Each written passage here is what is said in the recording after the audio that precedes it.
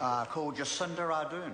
Thank you, Mr. Chair, and thank you, Minister, for another friendly engagement. I really find it outrageous, though, that the Minister would claim that it's inappropriate for an opposition spokesperson to use the committee stages to ask questions of the Minister in the chair. That is the purpose of this stage of proceedings, and yet the Minister instead chose to stand up and rattle off all of the other ways that the opposition spokesperson could ask questions of the Minister. That is why the Minister is here at this point of proceedings. I would have hoped that we would have had an answer to the really reasonable questions that the spokesperson, Andrew Little, asked of the Minister in the chair. I don't feel that she fully addressed those questions. I'm likely to raise them again, because the notion that just by simply asking a question of the Minister through written questions will produce an answer is also a bit of a misnomer. I've asked questions of that Minister in writing. It's rare that you get anything other than a sarcastic response back. To get anything of substance is quite a challenge, as the Minister has once again proved from the chair. Mr. Speaker, Mr. Chair, I think we've lost sight of the fact that Part 3 is not just about setting out a new dispute resolution process. Part 3 is a fundamental shift away from the notion that the state does play a role in assisting people to resolve disputes when they reach a certain point. Now, the Minister seemed to imply that every couple that has a dispute with children ends up in the family court, and that's what she's trying to prevent. Of course they don't. Of course they don't. But there are a number of situations where things escalate to a point that they are unable to be resolved. Unable to be resolved even through the kinds of mechanisms that she's proposing as a first stage. But they're not really a first stage, it's a blockage to resolution. A costly barrier to access to justice, to access to a service that previously the state has always acknowledged that they play a role in. Now, the Minister's implication that anyone who ends up in the family court somehow doesn't have the best interests of their child at their heart doesn't seem to acknowledge the fact that that is why they have a dispute. They have differing views about what is in the best interest of the child. That is often why they end up there. But rather than actually enforcing the one voice that should be stronger, the voice of the child in this process is actually weakened. We've seen a change in the way that lawyer for child is used in this process, and yet my understanding is that many of the submissions pointed out that the best advocate through this process often was that voice, or indeed the voice of the child themselves. And I want to reflect on that as I go through some of the elements of Part 3 and the way that the dispute resolution organisations are structured, which ultimately undermines that voice. As I've said, Mr. Chair, this is a departure from the practice we've already had in New Zealand. We had a specialist family court established more than 30 years ago for the purpose that there are some disputes that just simply cannot be resolved effectively without it. Now, of course, there will be changes over time, and it is important that we reflect on whether or not our court is working efficiently and effectively. And it's fair to say that Peter Boshier, for instance, has talked about some of the delays in the family court. And in fact, when the Select Committee carried out a review, I believe it was last term, into child offending, it found that one of the causes of significant delay is often the role of SIFs in the family court.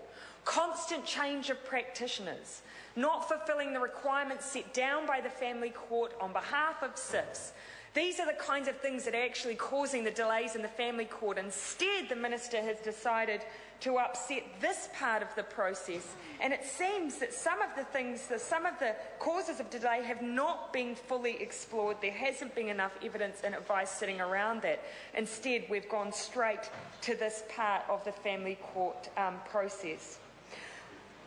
One of the issues that we've raised in Labour, of course, is that bringing in this family dispute resolution process is not necessarily going to improve access to justice. In fact, a $900 cost, and I wouldn't mind hearing more discussion because I wasn't a member of the Select Committee. Is it a confirmed cost? Is it likely that that cost would change? It strikes me as something that could escalate quite easily. Is there any regulations to set down that can be capped? Will the Regulations Review Committee have any role in overseeing the levy that's set there, or will that be set by the Ministry, the Secretary of Justice? Are there parameters around the way that levy, Mr. Chair? Jacinda Ardern. The way that levy is set, I wouldn't mind hearing from the Minister, from the Chair, as to the parameters that sit around that compulsory fee for the private process to resolve disputes. And the Minister raised that she sees cases where, for instance, issues around whether or where a child will spend Christmas being escalated to the family court. There are some parents that certainly can use orders as a bit of a weapon in that way. Are you sure, Minister, that they won't use the fact that this cost will be prohibitive for the other partner to access this dispute resolution as an alternative form of weapon? Because every time that therefore needs to be resolved, I certainly know of parents who will not be able to afford this process, not just once, but potentially the multiple times they would be forced to, required to go through it. And it's something I'd like to hear the Minister's view on, the access, clear access to justice issues.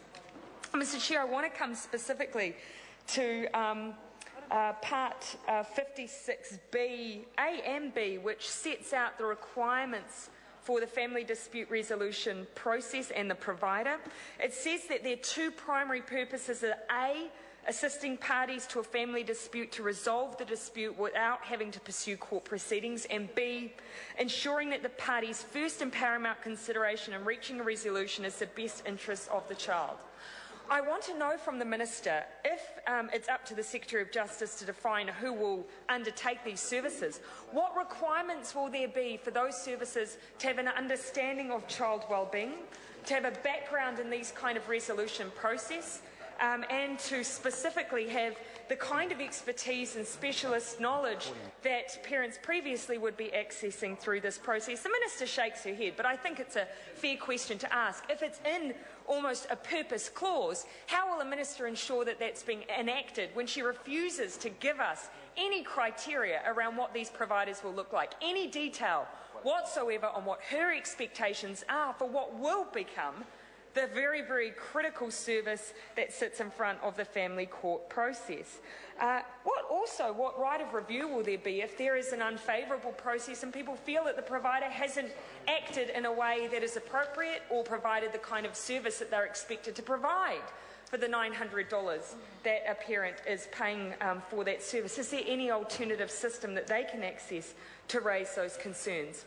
Mr. Chair, I also want to come to, in Part 60B, Section 5, it says that subsection 6 applies when a family dispute resolution provider decides that a family dispute with which the provider is dealing is unable to be resolved within a reasonable amount of time. So, of course, that's setting out the parameters when you might see an escalation of that family dispute process, when it might move on from being dealt with by that private provider.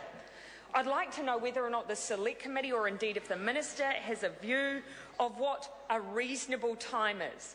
If indeed, as the Minister claims, this is all about resolving disputes in a timely fashion, earlier, with less cost to the Crown, because it's not about less cost to families, that's for sure, then what is a reasonable amount of time? What is considered to be reasonable in that context? Did the committee discuss parameters?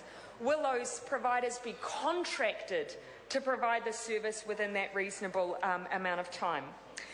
Because this is also about access, I wonder whether or not then time limits for what those waiting lists might look like for those private providers, how quickly they might need to move through, and just the expectation of the Minister generally on, if she believes this will improve the system, surely she has in her own mind some expectations over what that would look like. I would invite the Minister from the Chair to answer what I think are some reasonable questions, rather than instead delaying our ability to have a fulsome debate on this topic by instead asking members to access a process which she knows full well she does not respond to properly. I call Alfred Naro. Thank you, Mr. Chair. Happy to take a call